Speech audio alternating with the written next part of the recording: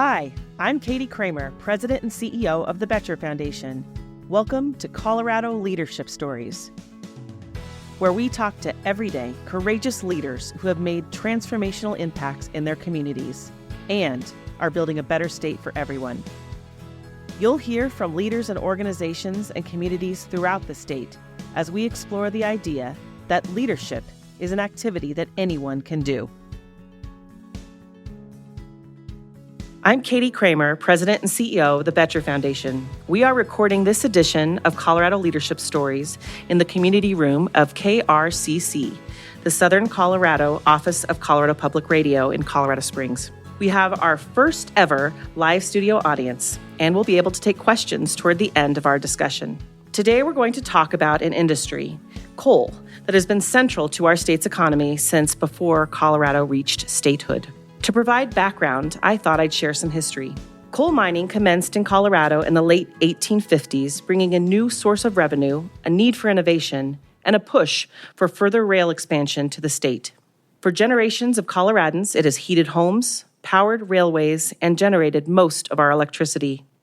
Along the way, it built fortunes and helped to define communities, rural, urban, and suburban.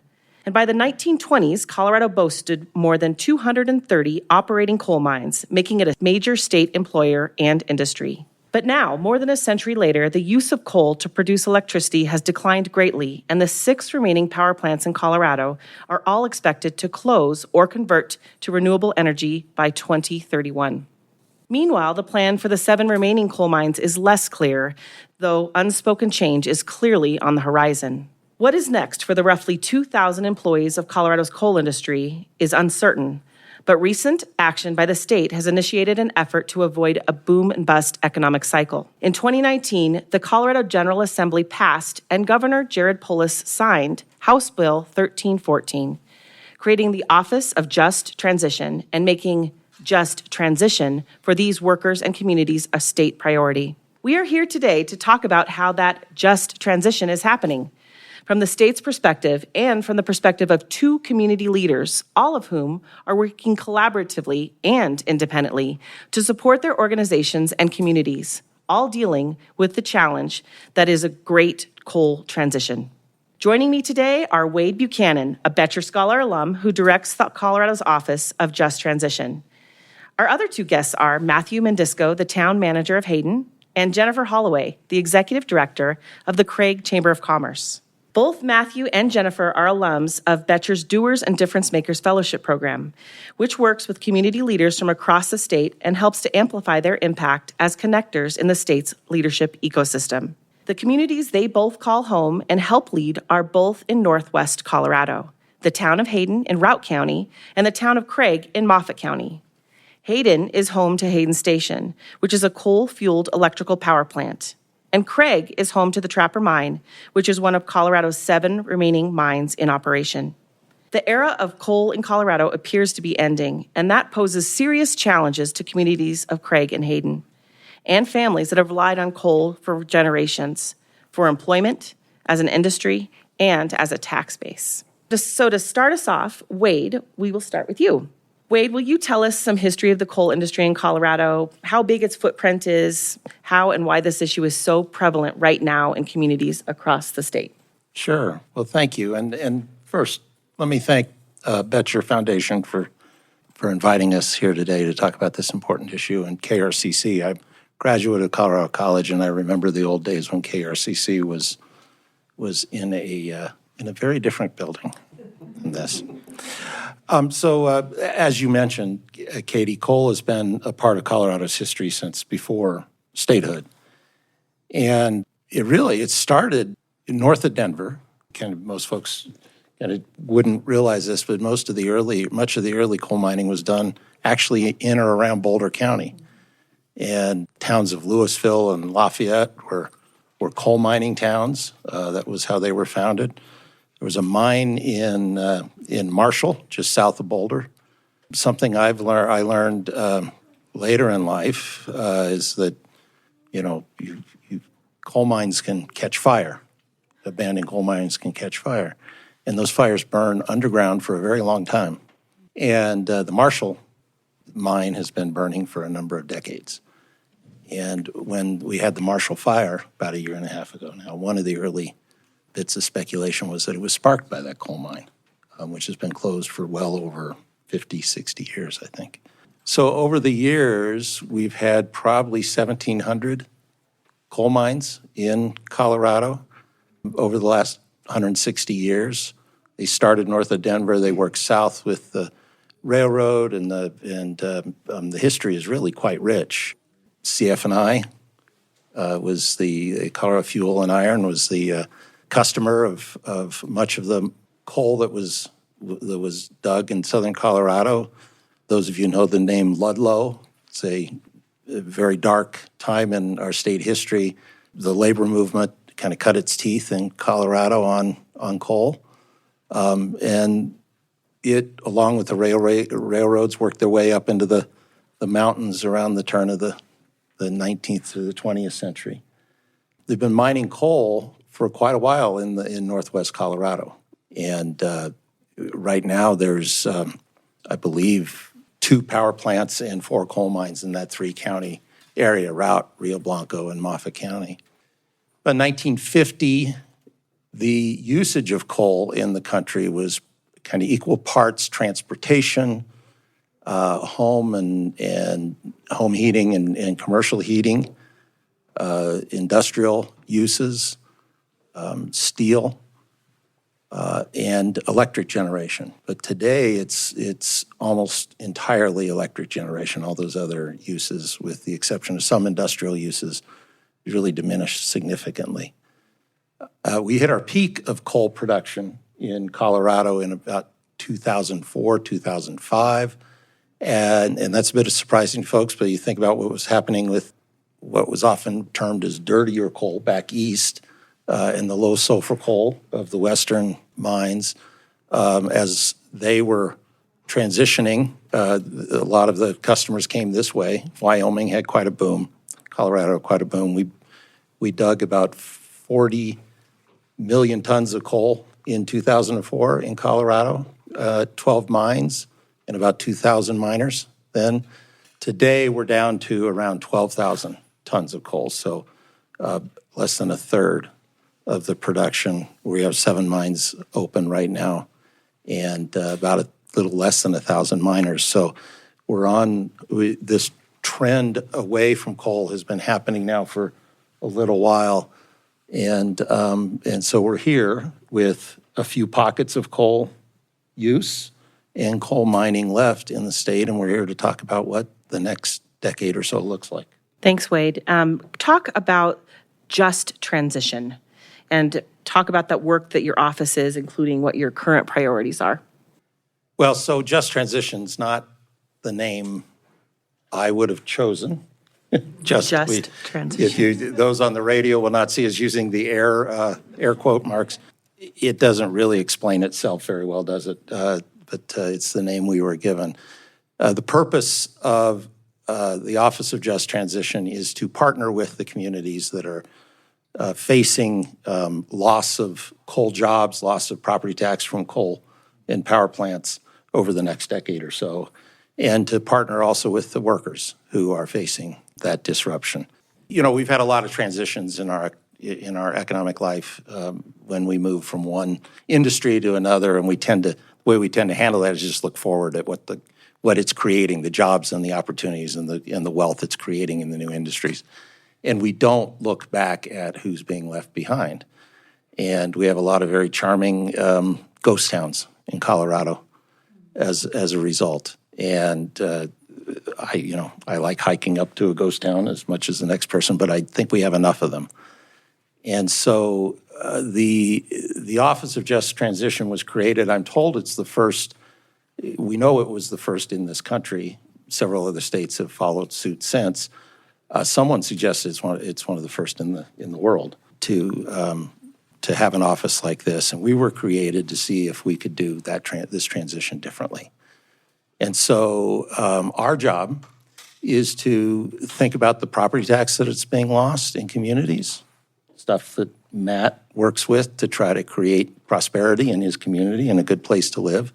So that involves replacing the commercial value that's lost when a power plant closes or a mine closes. This is no small task. Power plants, and I'll use Craig, even though Matt would prefer I use the Hayden number, but the Craig power plant and the two mines in Moffat County pay almost 50% of the property taxes paid in the county by all tax-paying entities, including residents. So think about the schools, think about the fire district, think about the libraries, think about the college, think about the hospitals, think about anything you can think about that's a public asset that relies on property tax for its support, and you start to understand the challenge these communities face. And so it's a very simple equation. It's not a simple task, but it's a very simple equation. We have to replace that property tax. We have to replace that commercial value. We have to replace the jobs. These are very good jobs. These are some of the best paying jobs.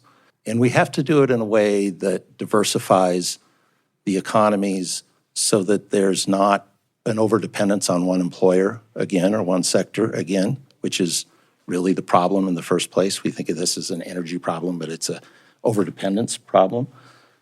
And finally, we have to do it in a way that centers our work on what the communities actually want and what the workers actually want. There's a lot of us that speculate about what it would be good to replace coal with, but it's really the folks who live in the communities and work in the communities and want to raise their families in the communities that need to have the say in that. And we need to show up humbly in that conversation and try to be a partner in making a reality of it. So that's what our office aspires to do. We're at the early stages. Most of the closures still are 3 or 4 years away. So we have a little time to try to get it right, and that's what we're busy doing. Wonderful. Well, let's hear from the folks that are living in those communities. So turning to Jennifer and Matthew, and Jennifer, we'll start with you. Talk about what it means to be a coal-impacted community and all those layers and complexities about it. Maybe those that may be well-known or obvious and those lesser known. Yeah, thank you. I'm so glad to be here. Thank you, Boettcher Foundation, for all the support that you have giving our community. I also appreciate all the work that Just Transition is doing. So, right off the bat, like Wade mentioned, we're looking at a significant tax deficit. So our county is facing a lot of uncertainty with how we can run all of our county government. So that right off the bat is like an obvious issue, as well as all of the workers that are at the plant that have, actually relying on this for their livelihood, their retirement, their family. So if you look at the economic side of it, it's extremely impactful for the whole community. The other part is really more of an identity and an identity crisis. So I did grow up in the Yampa Valley. Throughout the valley, I went to middle school in Hayden, graduated high school in Craig. My great-grandfather was a miner in the Mount Harris mines. My other great-grandfather was a rancher in the valley. So those perspectives are very much ingrained into our culture and our identity and our pride and what we do to be impactful citizens, right? So our community has been very much ingrained into that culture and very happy with that culture, very satisfied in a way, easy jobs. You can go to the mine or the power plant and make as much as someone that gets a bachelor's degree. So growing up in Craig and the Yampa Valley, there wasn't a lot of exploring what your calling is, right? What your passion is, because it became a collective passion. It became a collective identity. We are producing electricity for the rest of the country, even, regionally at least. In our minds, the whole world gets our electricity, and we're the heroes. And this is hard work. This is sacrifice work. This is underground. This is hard. You are there every day no matter what, because everyone's depending on you. So with that, that's the hardest part I see in this transition, is that we have to create a new identity for our community. And we have to figure out what that common ground is and how we move forward with a way that gives us pride, creates economy that is fruitful. We have experiences. How can we keep our young people from leaving? It's We have all of the same challenges that any rural community has, except for we have been dependent, like Wade said, on one industry. So we're like, what? We have to do what? And that's a big challenge for everyone involved. And so there's a lot of denial going on with what's happening and a lot of repeating the same. We are going to get through this, trying to figure how we focus on the positive and the opportunities, and making that exciting in a way we can become a collective and unite around a new identity. Thanks, Jennifer. Talk to us about Hayden. Well, first and foremost, I think the important thing to understand is how many people turned on their lights today, right? Hotel, whatever. So Colorado is still 70% coal-generated electricity. Most of your renewable energy is actually not even coming from Colorado. Some, but most people don't even realize that most of the electricity in Colorado actually leaves the state. It doesn't actually hit your home. But regardless, that's what's happening. And to take that a step further, when you talked about a place like Hayden, Jennifer was talking really well. Coal is a culture. And when you have grown up for generations in a culture, and then somebody says, well, hi, I'm here from the Office of Just Transition. Wade and I make fun of each other all the time, so it's okay. And it's you're asked to do something that it's not about like a job training thing. I always, people are like, oh, we're just going to re-educate people. They're going to go to college again or whatever. And I'm like, how many people now there's a bunch of people who start new businesses at the age of 55. Like that is like one of the like highest entrepreneurship ages. How many people at age 55 would decide to go back to college? Probably not many. So what we're asking people to do is take their identity, as Jennifer talked about, and just switch the light bulb. And that is really, really hard.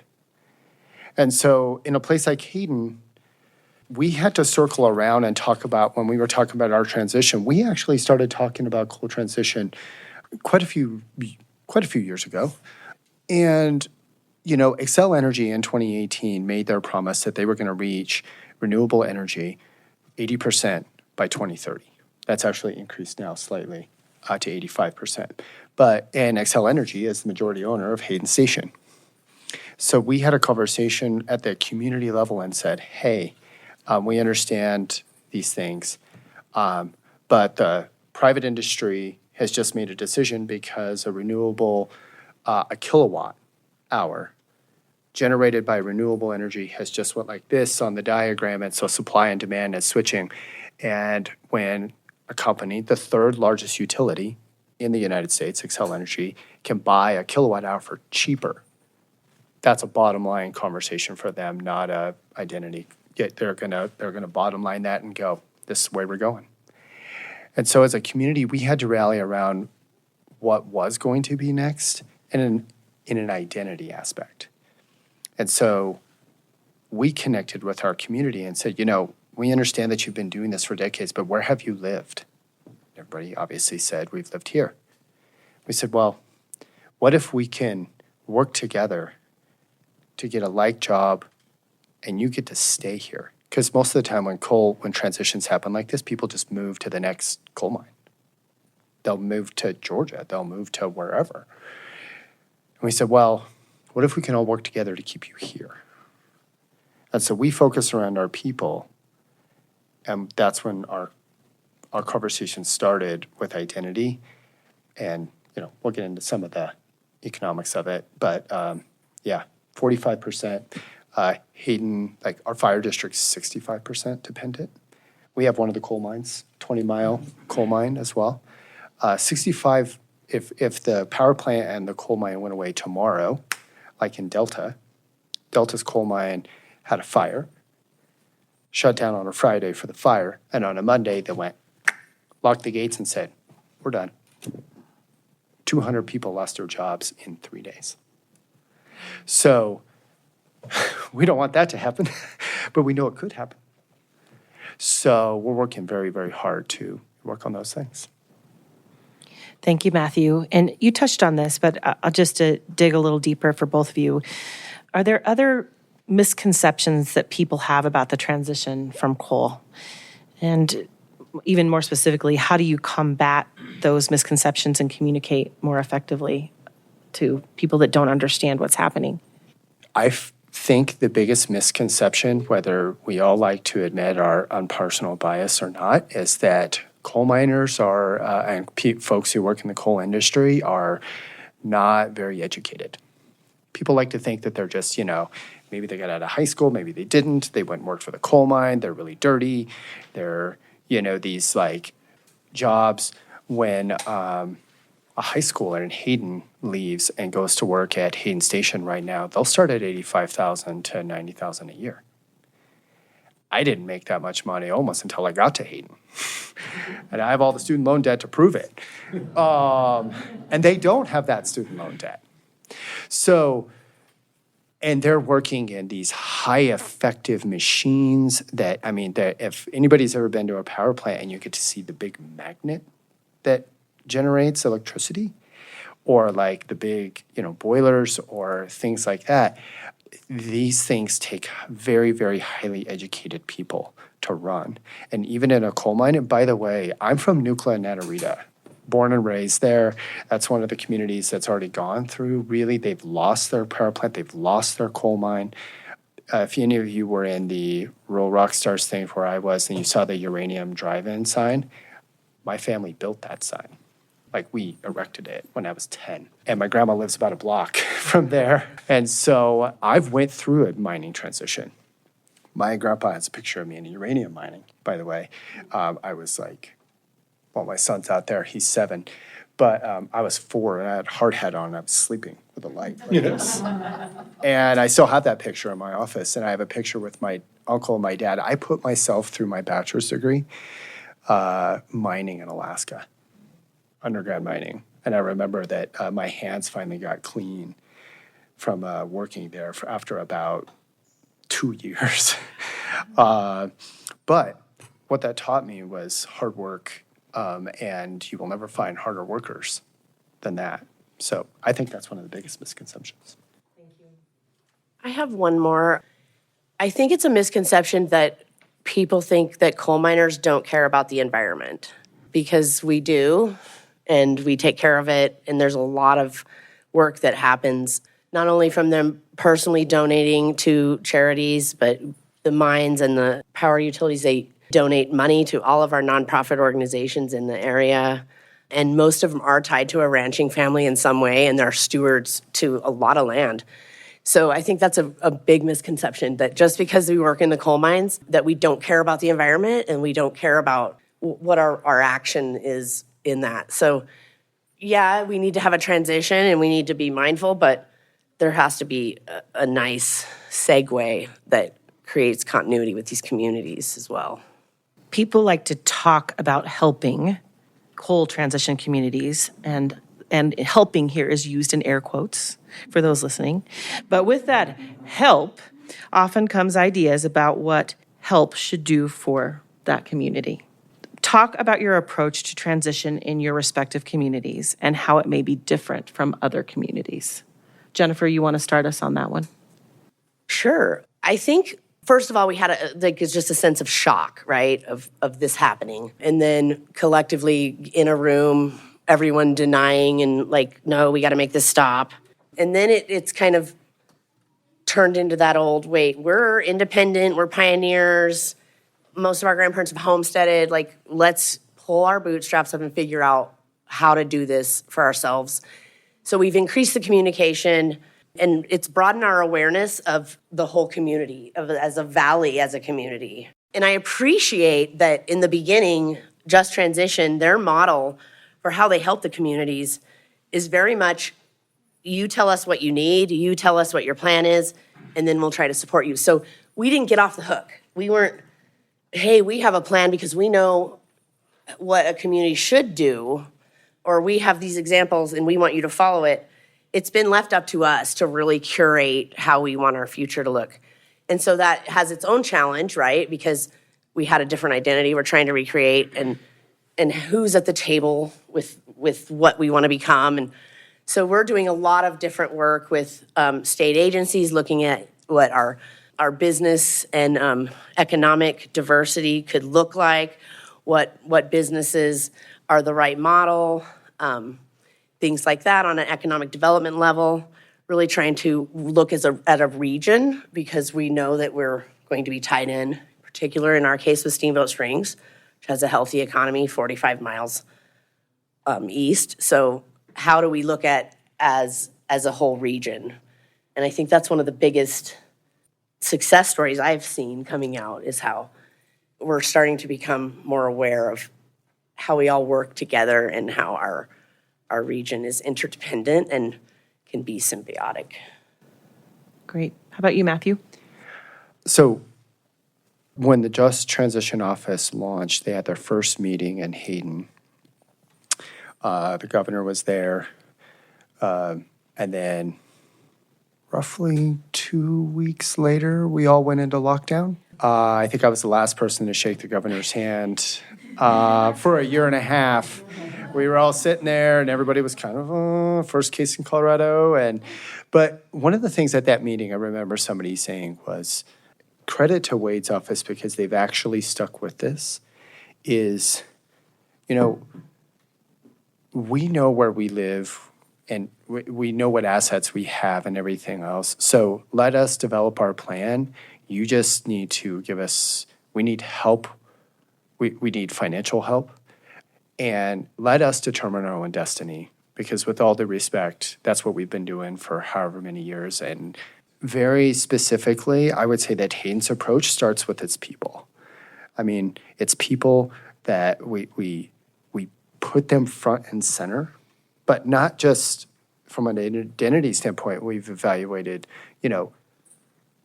where are they working now and what kind of skill sets do they have? Because it's much easier to just transition somebody straight from being an electrician in a coal mine to possibly being an electrician with Central Electric, or moving into a manufacturing job where they have like skill sets, and really all they have to do is learn how to run a different machine, and they've been running machines for a long time.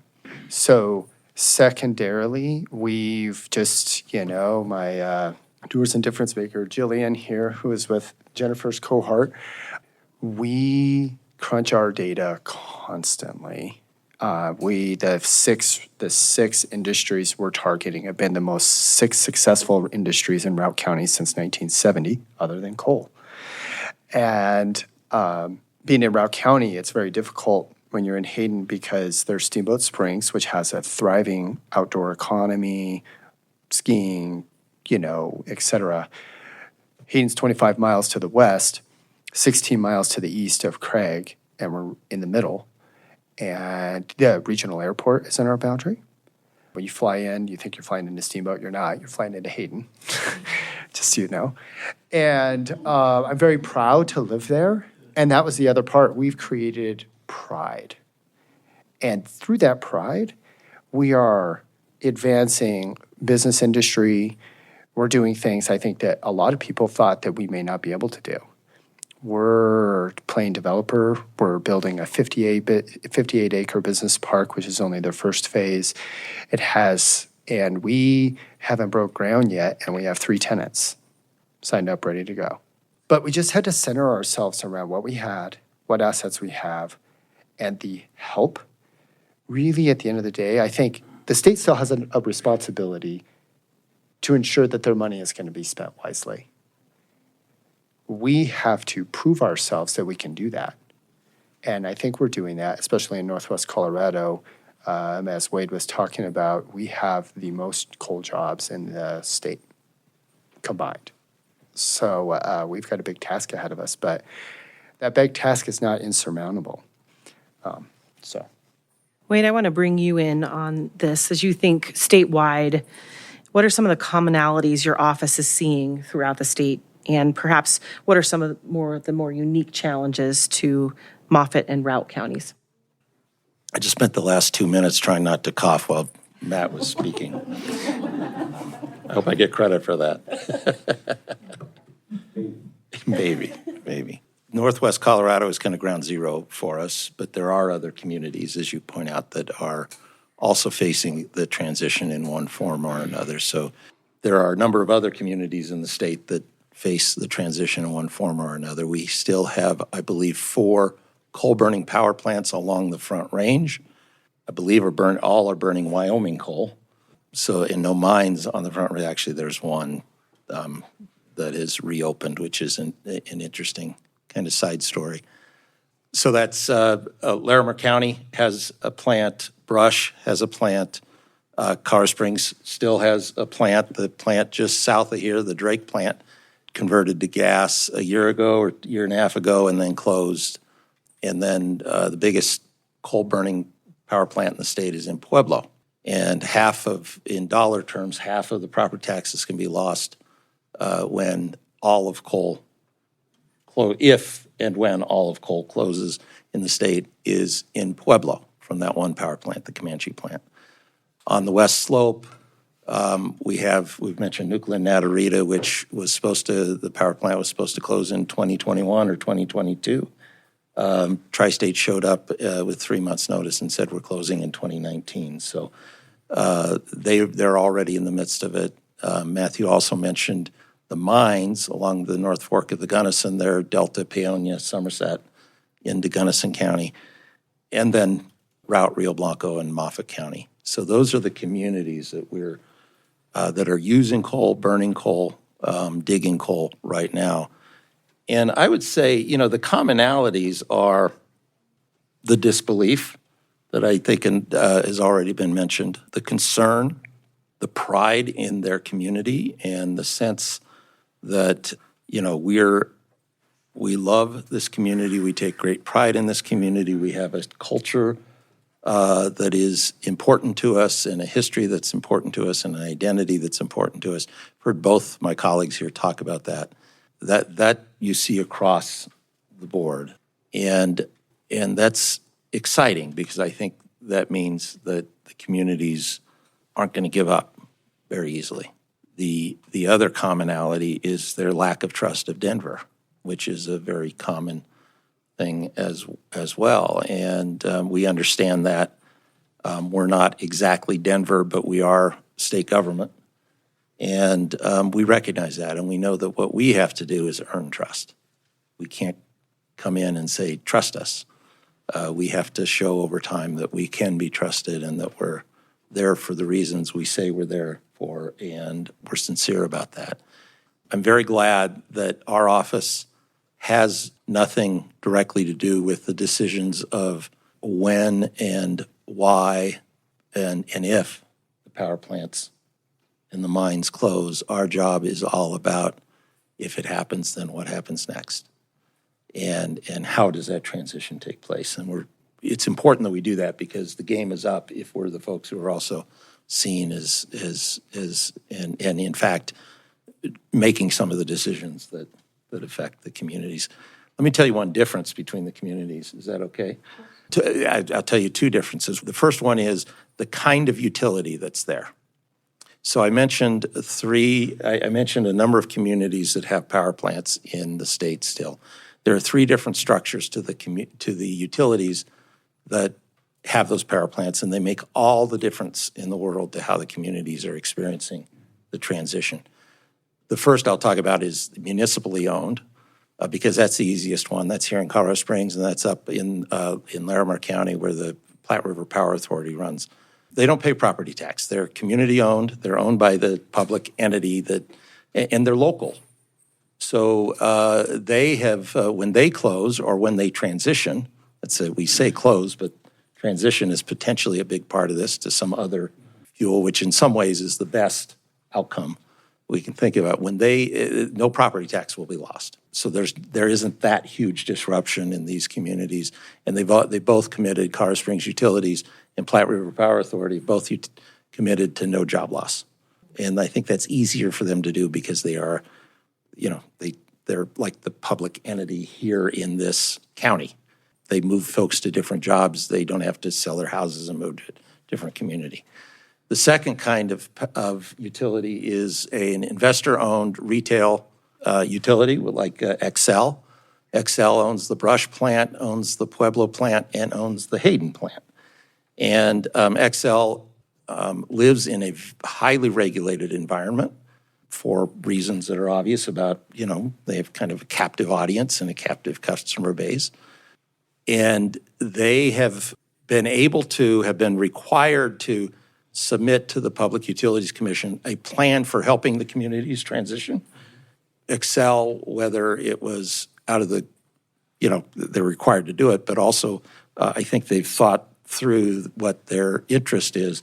They've made a pretty significant commitment to their three areas, saying we will commit the equivalent of 6 years worth of property tax, either in the form of new property taxes, because we're going to make new investments, which is, again, the ideal, or in the form of other support to help you with your transition. The third utility is Tri-State, which is a co-op. It's a nonprofit co-op that is a wholesaler, basically. It's a generation transmission company, and it sells to local cooperatives. So I live in the United Power service area. They sell to I have Tri-State electricity. Now, another story, my United Power is trying to leave Tri-State. That is a different business model. That is a different reality financially in terms of having customers who actually can walk versus Excel that has customers that can't walk. And some other issues going on here. They have not made that level of commitment at all for Craig, and they did not make much of a commitment, frankly, to Nuclear when they left. So part of that was a long-winded explanation. I apologize for that, but part of what we're dealing with, first and foremost, is a question of how is the utility going to leave the community? And if it's going to leave it as a part or stay with a different fuel source, perhaps, or leave in a careful and partnering sort of way, we have one set of challenges which is still big, but a lot more manageable than if the utility is going to leave a big hole and really make a very small commitment to fill that hole, which I think is what Craig right now is facing.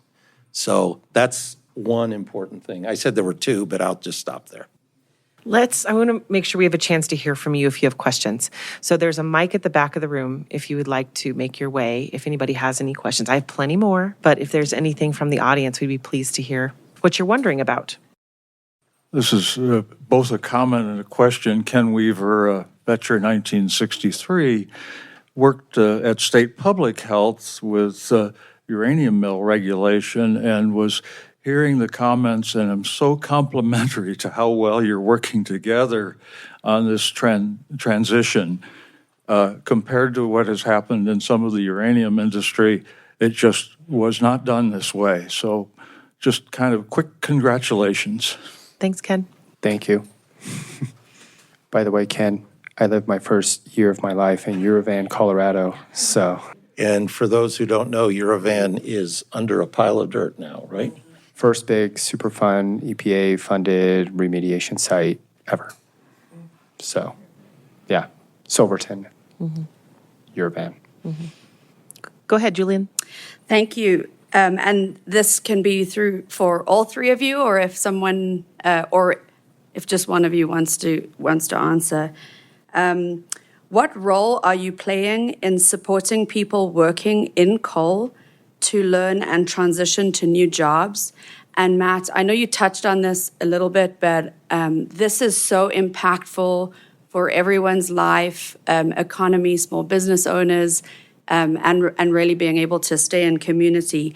And so I'm really wondering for the people with the boots on the ground, not from a top-down, here's a plan, but really the people who are working in these jobs that now are not going to go back to college. And I imagine myself in that life, waking up one day, not being able to do what I know and have collectively known historically within my family. And that must be daunting. And so I'm really interested to hear how that's being supported. What really are those people going to do to earn an income to support their families? Thank you. Okay, we could all answer that. The most concise answer, I think, is as a municipality who is working on the economic transition for Hayden, along with working in the valley as a whole, because we do work together as a whole, we are working to create jobs where that person doesn't feel they're taking their skill sets and they're really just inputting into a different job with the same skill sets, hopefully with a like income, just 100%. And we're letting them dictate where they want to go. And then we're providing the mechanisms and the help. A lot of times that's actually not us helping. A lot of times that's getting them in touch with other entities, other nonprofits and or the state or whatever. The Just Transition has a workforce program. And so oftentimes if they want to be an entrepreneur, we would be pointing them that way. And then just supporting them from a business standpoint, how to run a business, getting them some of those training, getting them to the two community colleges, getting them to some of those just basic job training skills so that they can be successful. The legislation that created our office, a full half of our obligation is to those specific workers, the power plant workers, the miners, and the supply chain folks. And that is a daunting task. You laid it out very well. It's a little easier. It's not easier work necessarily, but it's a little easier to kind of figure out how a community makes an investment here or investment there and starts to replace what's being lost in terms of property tax or what does a miner do? What does a miner's family do? Again, I used the word humble earlier. We're trying to be very humble in how we go about this. You're right. It cannot be a top-down. It cannot be, you just go work in the solar industry or, it's kind of let them eat cake sort of response. What we're trying to do is think about, first of all, the family entirely, not just the miner, but the spouse, and trying to think about how to center as diverse a program of supports around what their needs would be. And here we're lucky in the sense that we've got a few years. So we want to get ahead of the curve. A lot of times these programs for workers wait until the damage is done, wait until the job has been lost, and then they run in and try to, fix things somehow. We want to try to get ahead of that with the Navigator program, and sit with the family, individually with the workers and their families, and what do you want to do with your future? What kind of, do some financial planning with them, think about what they might want to do. We just completed a very extensive survey. Most of the miners and utility workers in the valley, in the Yampa Valley, want to stay there. That's really good news, and that's really good to know. Many of them want to start their own business, not majority, but a surprising number have this entrepreneurial spirit. They want to start their own job, or start their own business. So how do we, that's some of the training we should try to make sure is available for them. How do you start a business? How do you make payroll? You're a small business owner, all these things. How do we help them get those sorts of skills, and importantly, to do it before they lose the other job, so that there's not, there's less of a transition for them. But it's going to be very traumatic. Like these folks are saying, it's part of the identity of the community and certainly of these workers. They're very proud of what they've done, and they should be. And all of that is a difficult transition. And we're going to try to do what we can, but understand, there's only so much we can do because it's not our job. It's their job to kind of figure out their future, and we'll do everything we can to help them succeed at that. Great. Anybody else from the audience? Oh, good. We've got someone right at the mic. Go for it. Thank you all for your very important and what I see to be extremely innovative work. And I've learned so much from the three of you over the past year with the Coal at Sunset podcast, which I love, and also at our board retreat last year. I feel as if some of the success that you've seen so far is because of the willingness on behalf of the helpers to listen to the stories. And I wonder if you also feel as if that's true, and if so, if you could comment on that. I'll leave the room if you want me to. Listen. Then you can tell.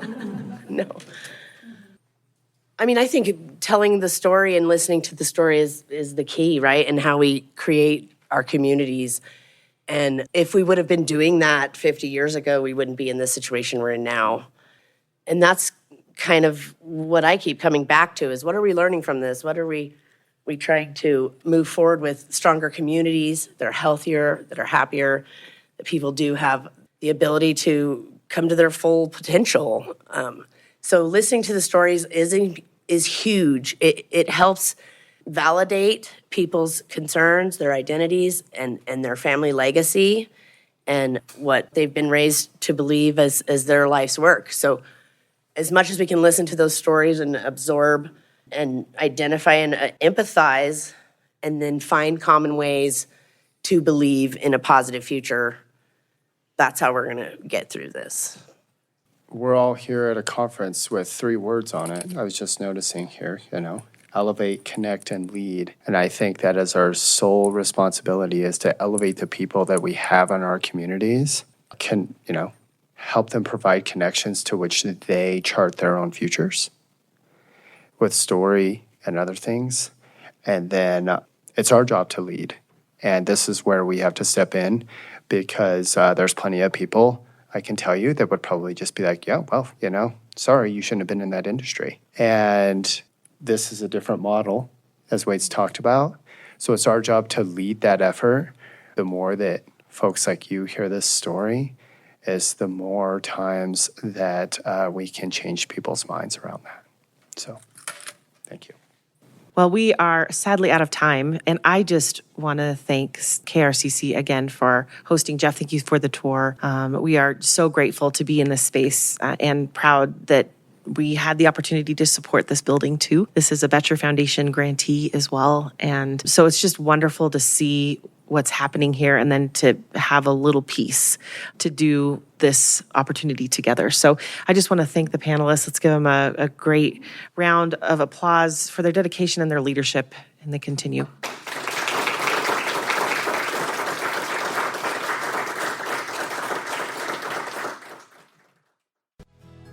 Thank you for joining Colorado Leadership Stories, where we hope to inspire the next generation of Colorado community builders, doers, and difference makers. Colorado Leadership Stories is presented by the Boettcher Foundation. The Boettcher Foundation supports Colorado by empowering leaders and communities with tools to tackle challenges and pursue opportunities, building a better state for everyone.